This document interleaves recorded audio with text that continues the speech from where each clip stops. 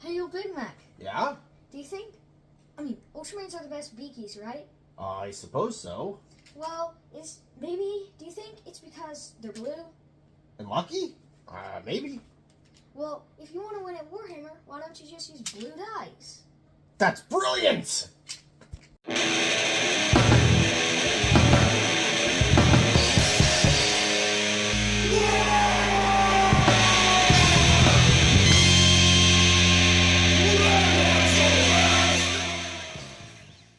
Wag! Welcome back to the Red Ones Go Fast. Old Big Mek here. I got my cup of morning red squig, and we're ready to do some talking. So make sure you grab yours too. And have a seat. That's right. For those of you that have been living under a rock, it was the latest U.S. Open for Warhammer last weekend up in Tacoma for the Tacoma Open. And old Big Mek went, where he entered his Death Dread in the painting competition and built this super awesome diorama for the Hobby Challenge. And I know some of you have probably been furiously clicking refresh on the Warhammer community website, like me, to try and figure out what the results were, who won the grand tournament, who won the painting competition, all that good stuff. And there has been nothing but radio silence from Warhammer about it. And well, I think I know why. The issue is old Gazgul Thracket here, and his transport capacity, which has been an absolute thorn in Warhammer's side since the 10th edition launch. Old Big Mek himself is the first person to figure out that they completely missed having a transport capacity on his data sheet when the index was released. And originally he only took up one spot. He could ride in a truck, all sorts of other crazy things.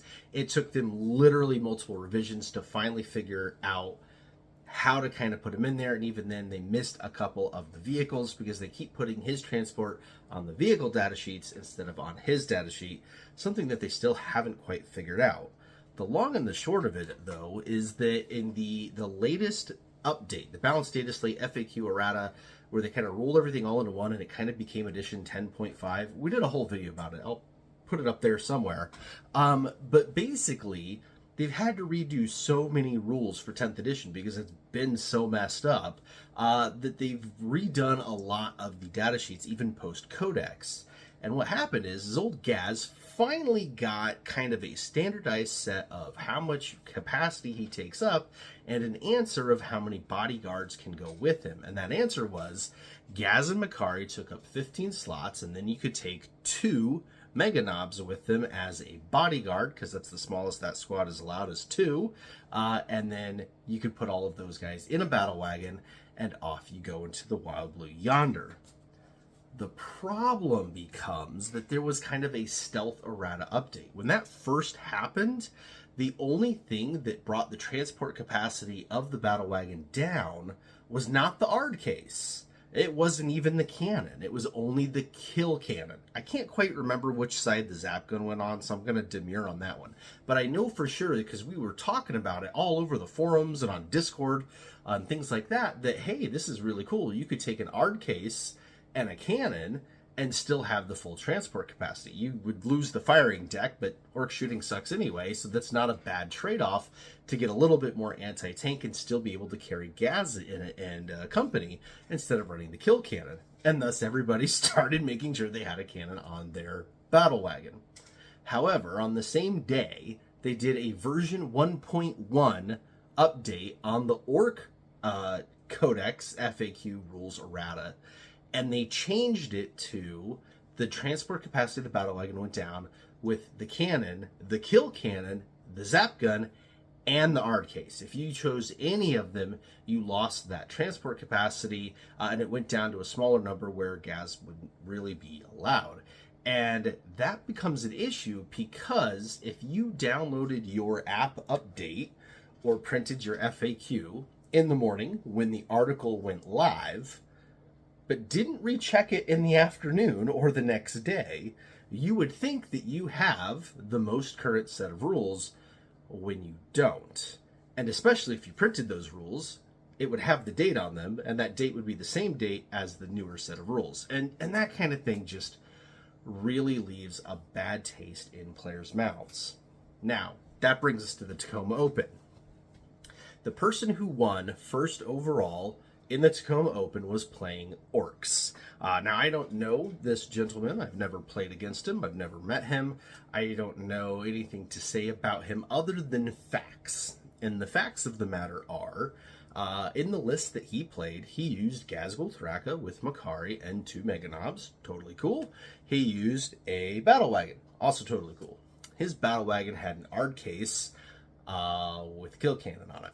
Now, even if he was doing the whole stealth rule update errata thing, it would be wrong, because the Kill Cannon absolutely positively always dropped the transport capacity down low enough to where this couldn't happen.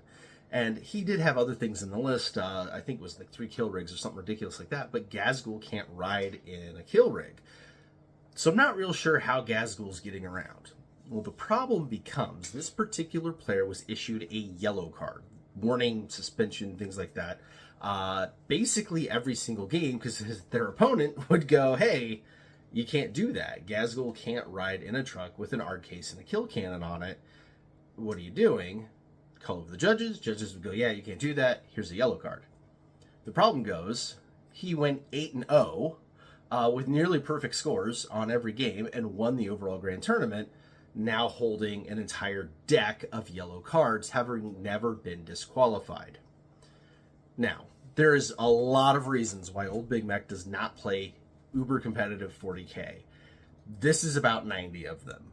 But let's be frank here. Even in a super casual game, you do your best to follow the rules. If the transport capacity is 10 and you take a squad of 12, that doesn't work, and your opponent's going to call you out on it, and you should have the the spine, I guess, to go, hey, you know what? You're right. Let me take 2 guys out of the list so that they can ride around in this thing. Let's make this list legal. Having a legal list is literally step 1. You can't break the rule of 3, right? You can't put, 6 Def Dreads in your squad because you can only take 3. You can't put orcs and Imperial Knights together in a list. That doesn't work like that. I mean, at some point it did, but not right now.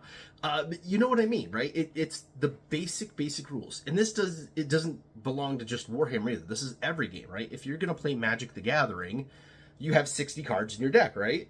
I don't know about these newer formats, but back in the olden times, when old Big Mek played, it was 60 cards in a deck. You couldn't have 61 or 65. You couldn't have 55. You had 60, and that was that. And when you play, you have 20 life. You don't start with 25. You can use a card that gets you there, but you don't start with it, right? There's very, very basic tenant rules of the game, and you've got to follow those, no matter how casual the game is, unless it's something, uber crazy that you and your mates came up with, where you're, hey, let's play with 6 Gorkonauts each and just that and see what happens, right? That's something different. We're talking about regular old plain Jane pickup games. You walk into any old friendly local game store, you brought your case with you, and you go, hey, does anybody want a game? Here's my list. The first thing you do is hand them your list and go, here it is, so they can see it in black and white and know whether or not it is legal. And usually you have a good talk with each other about it. Go, hey, this is my list. These guys write in this. This is the special weapon. This is an ability, right? So that everybody has all the knowledge and there's no gotchas or feel bad moments. It really feels like Games Workshop and Warhammer did a disservice by allowing this player to continue in the tournament and be able to score like that. Because this is beyond a simple misunderstanding or trying to use a gotcha out of those rules. Like I said, even if he was using the original version 1.0 rules, kill cannon equals reduced capacity. Always has. So that is just not a legal list. And as soon as the first player called him out on it, he either should have changed his list, or just Gaz never got inside the battle wagon at all, right? And you go from there. But collecting yellow cards for the same reason over and over again while continuing to win games and eventually win the whole tournament, that leaves a bad taste in everybody's mouth. I didn't even play a competitive game. And I'm like, ooh, I kind of want to hide my face that I was at the Tacoma Open and an orc player, because I don't want to be associated with something like that. That's not how we roll. It's not how anybody should roll. So that's the controversy going on with Tacoma Open. Space Marine Steve talked about it a little bit on Hyperspace Hobbies. He has a lot more in-depth than I do because obviously he played all 3 days of competitive tournament. But, you know, I was there. I was an observer. I walked around and watched games and certainly saw this player, but obviously I didn't have his... army list sitting in front of me, and I also didn't know about the yellow cards. And finding that out after the fact really started to explain why we haven't seen a Warhammer community article a week later when every other Grand Tournament gets one. So I'm not sure how they're going to approach it. I don't know if they think that they're just going to stay silent and it'll go away, which really stinks because now we're not going to know who won the painting competition. We're not going to know anything about the hobby challenge. We're not going to know anything about the narrative or the other tournaments. Think about the players at the other tournaments. The men and women that won Kill Team and the New Age of Sigmar and the Spearhead tournament and, you know, the Adeptus Titanius.